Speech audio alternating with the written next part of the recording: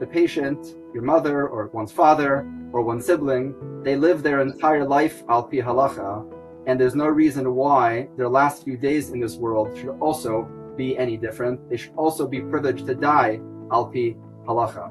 And then they enter into the olam ha'emes, into the next world, where whatever they accomplished here reaps them dividends in that world.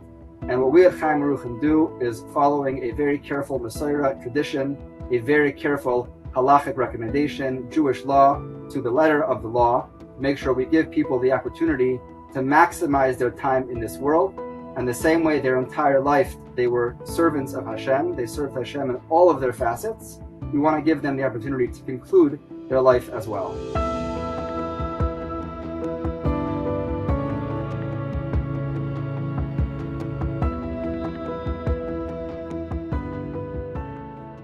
Bruchim Habayim, welcome to Chazaq's Torah Talks program. Every single Tuesday night we have amazing, tremendous speakers, and today we have two amazing speakers, Rabbi Asher Millman and Rabbi Naftali Katz. And before we get into tonight's topic, we'd like to introduce Rabbi Katz and Rabbi Millman if they could talk about a little bit about themselves and the great work that they're involved with. So, Rabbi Katz, I guess start us off. Okay. Just to tell a little bit about myself. My name is Naftali Katz. I grew up in New York, currently live in Lakewood, New Jersey. I'm a local Rav, and I got involved in Chaim Aruchim a little over a decade ago. Actually, with a personal story, I had one of my children was not well, and I was out of Lakewood for a while in the hospital. Baruch Hashem, she's doing wonderful now. When I moved back to Lakewood, they were just starting Chaim Aruchim because I had spent close to a year in the hospital with my child. So I felt as this opened up, this opportunity, that I should get involved. And what's actually very fascinating is there's a medrash in this week's Parsha that is really what this idea pushed me to get involved. The medrash asks, why is it that Moshe Rabbeinu is so busy with Ari Miklat? Why is he so busy setting up the Ari Miklat, where people who killed accidentally are able to go ahead and run away as a city of refuge? Moshe has a lot of other important things to do. Why is Moshe so involved in this? So the Medrash says, and I'll quote, Misha achel es hatafshel hu yedei taimei. Somebody who eats food, he knows what it tastes like. And it says Moshe in his history had to run away from Mitzrayim, from Egypt. And he was a refuge. He was a refugee. He was somebody that was running away, and he knew what it felt like to run away, to be unsure of where you were, and there's a mitzvah to go ahead and make a city of refuge. So he said, Moshe said, I have a history of running away. I know what it feels like, so it's incumbent on me to get involved and to make an Ari Miklat. So I felt, after going through what I went through, I had the opportunity to get involved in helping other people out in hospitals and navigating different shilas and different questions, that it was a calling of mine, and I, Baruch Hashem, have the schus and the opportunity over the last decade to be involved with Chaim Aruchim, which is a halachic 24-hour hotline which fields between 10 and 15,000 shilas and questions of medical issues, which come all across the United States and actually even internationally, coming in from all over the world. So it's a wonderful opportunity and schus to be here to share with you some of the things that come across our hotline and explain to you how important it is to have a rabbi who's trained in medical halacha to be involved in any care. Amazing. Thank you. Thanks so much. Rabbi Millman, please. Hello, everybody. I'm Asher Millman. I'm also a local Rav in Chazaq, New Jersey, originally from Los Angeles, California. I, Baruch Hashem, got involved in Chaim Aruchim about a year and a half ago when a mispalel of mine actually called me, and I wasn't exactly sure what to do. And I said, of course, the first thing that we do is we call Chaim Aruchim. It was actually Rabbi Katz who answered the phone. I don't know if he remembers. And I was enamored by the work and the knowledge and the breadth of experience that Rabbi Katz and all the other Rabbanim on Chaim Aruchim had. And due to many of my own medical challenges in the past, as well as some significant medical training, I eagerly reached out to Chaim Aruchim, and thankfully I've been privileged to be with them on the past year and a half, and have experienced some amazing cases, and it's really been a big privilege to be a part of this organization. I also have the opportunity to be the rabbinic advisor to the Hatzalah of Passaic Clifton and advise many others locally in Passaic Clifton on many medical matters. And it's been an excellent opportunity to be an Eved Hashem in this facet, where it's a unique opportunity where people really are bereft of knowledge. They don't know where to go and who to turn to. And it's amazing to be on the hotline that amongst all the darkness, there's this ray of light, this hotline with the Rabbanim and the discharge coordinator, Mrs. Horowitz.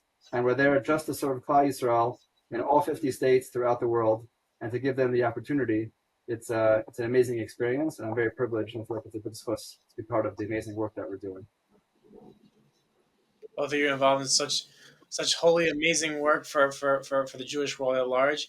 And so we're going to jump right into it. So we know talking about end of life care. So can you explain how the Torah's what the Torah's viewpoint of it, as well as how it might differ from the secular medical approach?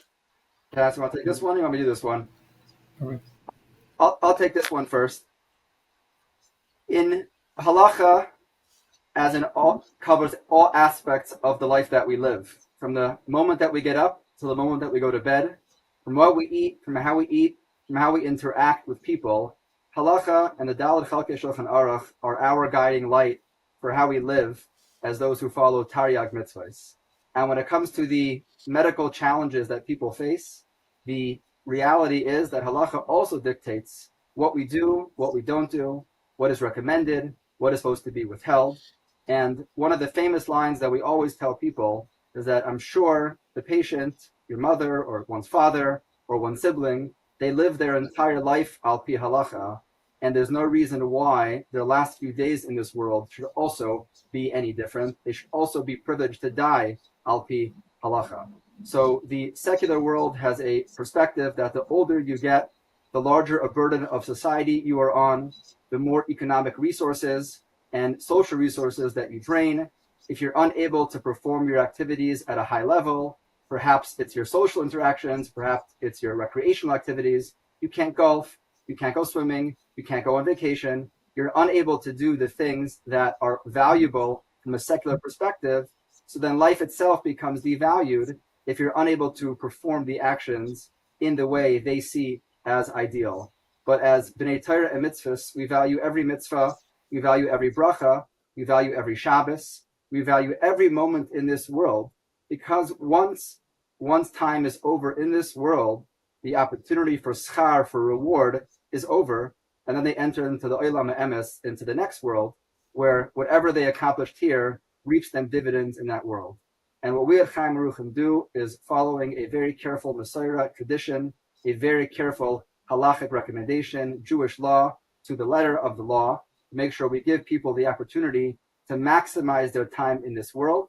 And the same way their entire life, they were servants of Hashem, they served Hashem in all of their facets, we want to give them the opportunity to conclude their life as well. And that's one of the major discrepancies that we face in terms of Jewish halacha versus the secular perspective in 21st century American medical systems.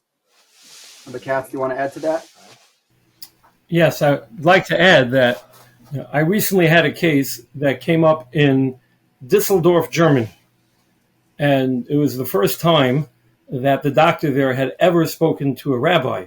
Forget a rabbi that understands medicine. And they, at first were quite apprehensive to speak to us. And I got on the phone and I said, obviously, I need an English-speaking doctor. My German's not that, haven't brushed up on it recently. And I got an English-speaking doctor. And he asked me, Rabbi, what can I do for you? And I asked him to explain to me exactly what was going on with the patient, what were their chances of survival, were they in pain? And I asked a lot of very pointed, directed questions. I can tell you this, that the doctor did not share the values that the family had or that I had. But one thing I realized is once the doctor understood that we were coming from our own system, and this is a very important idea, which I think people have to understand, is that the secular world has a system, medicine has a system, and as rabbis, we very much respect the medical system. We respect their knowledge. I'm a rabbi, I'm not a doctor. However, we have to understand and be confident that the Torah gives us as Jews a map in every which part of our life it may be, and that includes dealing with people who are very sick, and that includes with being able to deal with people who are even dying, and we want to do it in a Jewish way. And when I explained to him, doctor, can we do X, Y, and Z? And he said, well, that I could do. And I said, well, if we do this, everybody's going to be happy. And he said, 100%. If that's going to respect the family's wishes, it'll be my pleasure and honor to do that. And the patient was able to, unfortunately, the patient was dying, but the patient was able to, as they lived and die as a Jew, and as long as we explain to them clearly and confidently what we want and what we need, I find many times that it's not a us versus them, it's an education. And we just have to educate them on what we want.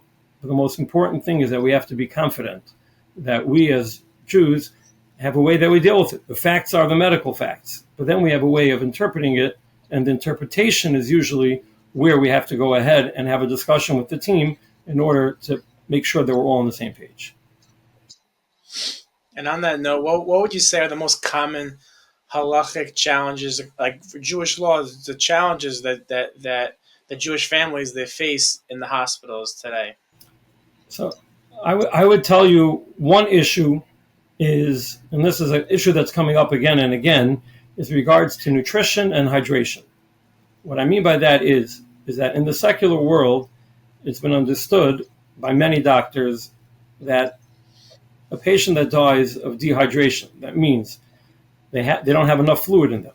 Whether it's normally we drink water, we drink different things which hydrate us.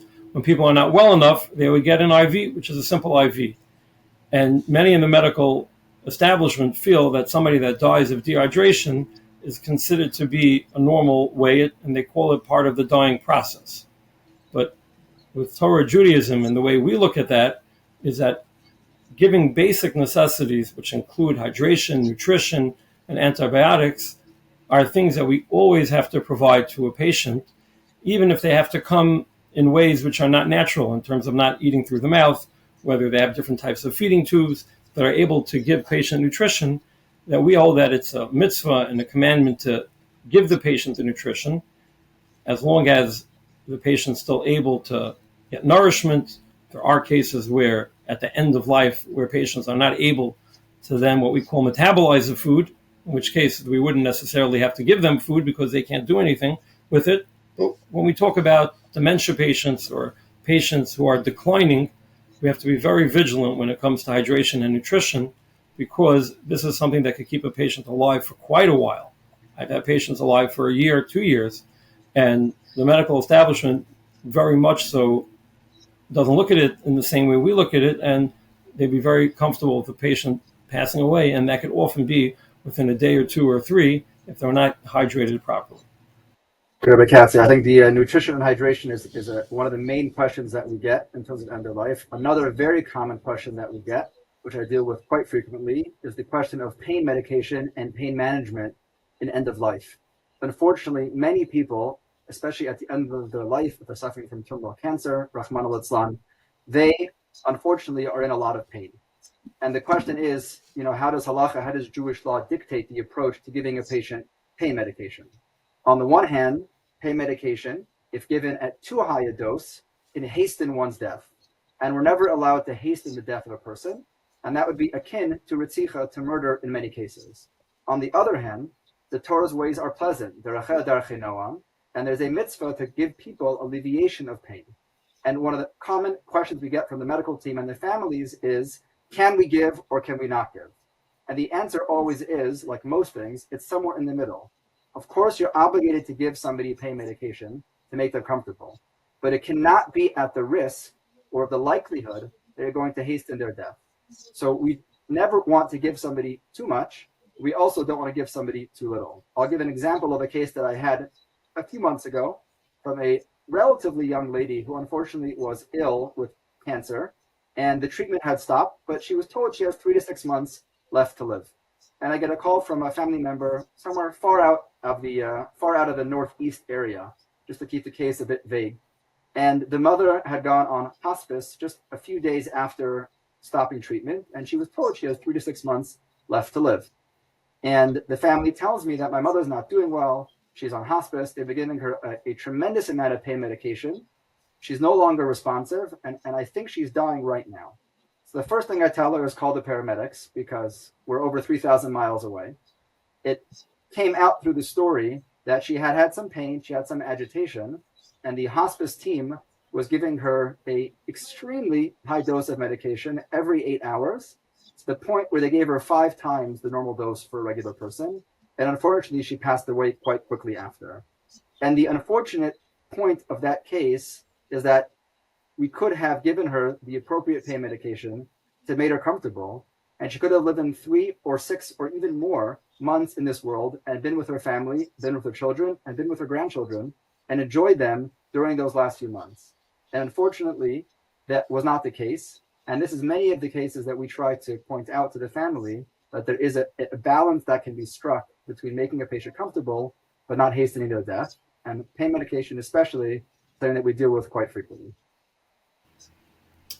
If I may add, just to Rabbi Millman, that this is one of the major issues I think that the Torah Jew has, is that at the same time, there's something called quality of life and there's something called life. Now, which one is of prime importance and which one is secondary? So although, like Rabbi Millman said, as Torah Jews, we have a mitzvah to make sure people aren't in pain. I just literally on Friday got 2 calls regarding this, where somebody was in a lot of pain and their family didn't want to give pain medication because they were concerned they would hasten death. But we worked out with the hospital that as long as we followed a certain protocol, we wouldn't be concerned about hastening their death. And thank God we were able to alleviate their pain. So we have to be very concerned about pain. But the difference between the secular world and ours is quality of life the main concern, or is life the main concern? As a Jew, our main concern is life and not to shorten it. At the same time, we want to go ahead and make sure that we alleviate pain and not leave somebody, God forbid, in pain. And we try our best to find a happy medium in working with the team. And when we explain to them clearly what our goals are for the patient not to be in pain, but not for you to go ahead and shorten their life. I find many times, as long as the team is clear into what we want, we're able to work together and find a happy medium and make sure the patient's not in pain, but at the same time, not to, God forbid, shorten their life. And I could tell you, for people who sometimes didn't know this or didn't ask a question, sometimes there's a lot of guilty feelings afterwards that maybe I shouldn't have done it, maybe I should have done it. And one thing is, when you ask a shayla, halachic question, you ask the rabbi, and therefore you could be guilt-free. You did what the Torah said to do, and you're able to sleep much better at night, knowing that you did the right thing and you treated your loved one. Because many times you're in a very vulnerable situation. You have a doctor you never met before, or you've known them for a month or two, and you're making major decisions for your loved one based on somebody's recommendation. And many times that recommendation is not necessarily a medical recommendation. It's a personal opinion recommendation. And therefore, we have to make sure that we split between a medical opinion and a personal decision. And I believe that's one of the main issues that you always have to figure out, is what the doctor or the team telling me, is that a medical appropriate decision or is that a personal decision? And when it's a personal decision, as Jews, we're going to take the medical knowledge and then interpret it in a Jewish way and then decide what to do with the medical decision, as opposed to have them tell us what they would personally do is very well-meaning, but it may not have relevance to us. Okay. And from a legal perspective, what legal rights do the families have in the U.S., according to the U.S. The legal system, as it pertains to making medical decisions based on halacha? Okay, so that's a wonderful question. There's one particular situation which unfortunately comes up, which is when we discuss what's known as brain death. There's a legal definition of brain death that has been accepted in the United States of America and other parts of the world. I'd rather not go into all the details. But however, in specifically New York and New Jersey, where I believe most of your listeners live, a person has to know that they have a lot of legal rights. And in the law, which I have right here, and I'll read for you what it says when they're going to do something called a brain death test, which is where they need to prove that the person legally is what they call brain dead, there has to be reasonable accommodation of the individual's religious or moral objection to the test. And therefore, in New York, it's been interpreted as religious accommodations, is that if a patient will say that because I don't religiously accept brain death as the definition of death, which by and large most Orthodox rabbis, a high majority, will not accept that. Therefore, they're able to go ahead and say, please don't do the test. And it's very important to know your rights, because if you stop them from doing the test, then they won't have a legal definition of death and they'll continue treating. However, once they've done the test, at that point, the person doesn't have legal rights as much to push them off, because if they declare the person not to be alive, then the person doesn't have insurance. Only live people have insurance as defined by secular law, and therefore it's going to create a lot of problems. So in New York and New Jersey, you're very well protected in terms of asking the team not to perform any confirmatory brain death tests. And once they do that, we're almost always able to work with the hospital. Even if they don't want to care for this patient, we find facilities to transfer them to, and the patient's able to live out their life. I've also found in other states where you're not as protected, if we work with the medical team and show them that we want to go ahead and help transfer the patient to another facility, they're almost always accommodating, and they'll work with us as long as they see that we're on top of things and we want to go ahead and work with them as opposed to against them. But it's very important for people to know their rights. And we're very well legally protected in many ways across the United States. And I'll just jump off of that. I want to give a case that Rabbi Katz kind of demonstrated. It was one of the first cases I was involved in, and it was a quite an ill lady at one of the top hospitals in the country in New York. And the head of the ICU called me in a panic because this lady, in his opinion, was probably brain dead. Of course, we directed them not to do the brain death testing. And he was very frustrated. He tells me, Rabbi, what is she doing here? I need the bed, and we have to get her out and move her to somewhere else. And he was pressuring the family to do certain things. And after a very long and productive conversation, we developed a plan together to take care of some things in the hospital and then discharge her to a facility outside of the hospital. And at the end, we spoke again, and he was extremely comfortable and extremely happy that together we were able to work on a plan to make both the ICU team and the medical team happy, and of course, make sure that the adherence to halacha, to Jewish law, was kept at the utmost as well. And I found that many times family members discuss legal and a lawyer, and unfortunately, sometimes it is true that approach has to be taken. But I found that in the vast majority of cases, and I'm sure many of the Rabbanim and Chaim Ruchim have similar experiences, is that when you convey to the team that we're here to help you, we're here to work together to do what's best for your patient. At the same time, we're here to make sure that the tradition of this family is kept to the utmost. Often there's a plan that's amenable to all parties involved. And sometimes it involves the hospital going a little bit out of their comfort zone, but they know that they're doing this with a plan in place, and it makes their job much easier, and therefore they're much more accommodating. So what we always try to do is speak to the doctor, speak to the attending, speak to the residents, speak to the fellows, speak to the nurses, anybody who is a material party to this patient. The more collegiality we have together with them, the more we're able to be effective. And a lot of what Chaim Ruchim does is meetings with the Rabbanim. Rabbi Katz and I have had many meetings together. Last Erev Rosh Hashanah was a memorable one with the major team at Memorial Sloan Kettering about a certain case. And they're very listening and very open and very happy to hear what we have to say, because often they realize that there's a plan, there's an approach, and there's a structure to what we're doing. And they're very comfortable operating within our parameters, even though it may be dissimilar from the parameters that they believe in. So we do often have legal recourse, but we try very hard to avoid it. And instead we try to approach it as a team together, that we're all working for the best of the patient.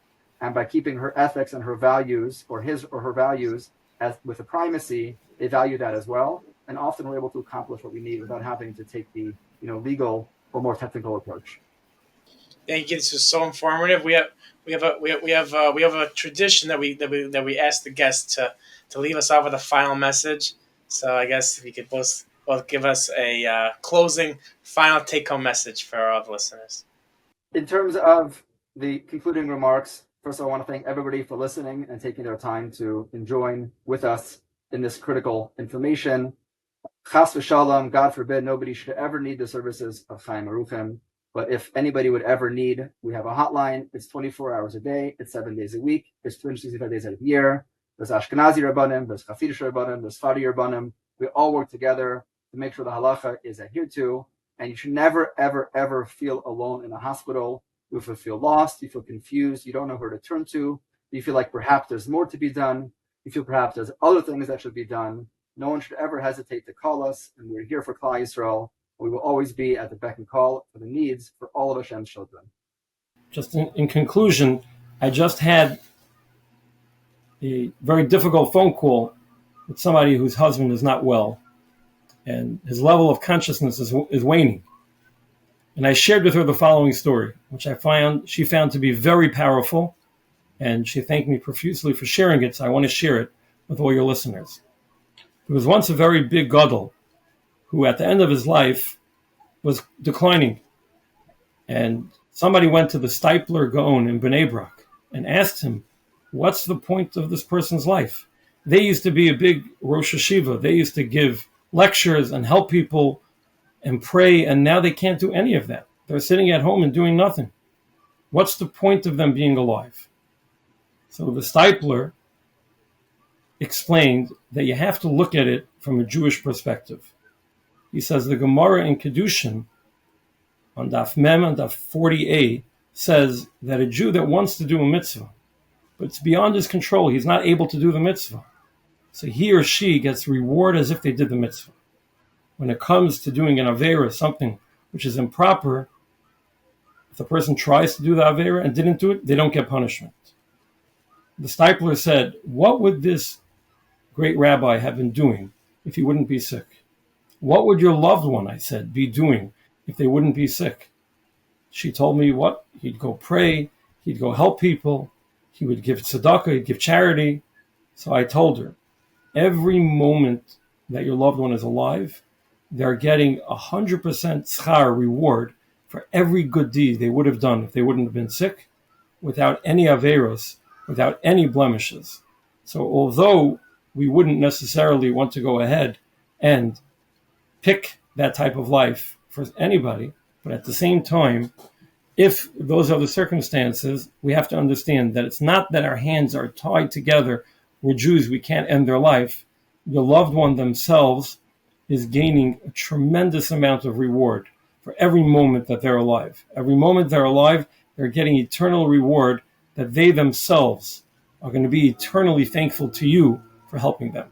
And at the same time, like we said before, a person shouldn't be in pain, and therefore we have to treat that aggressively, even though the person is gaining eternal reward. But don't think that that person is not gaining.